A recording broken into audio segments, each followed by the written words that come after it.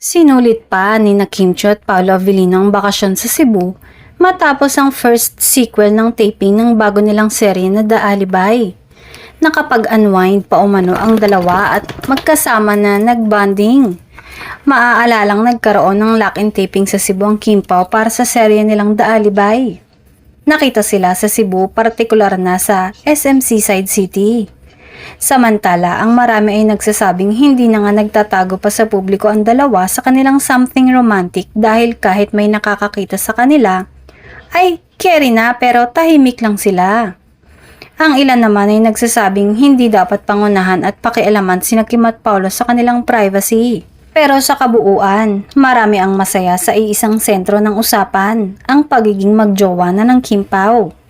Maging masaya na lang daw ang lahat lalo't hindi na delulu lang ang inaasam nilang pagiging magkasintahan ni na Kim at Paolo.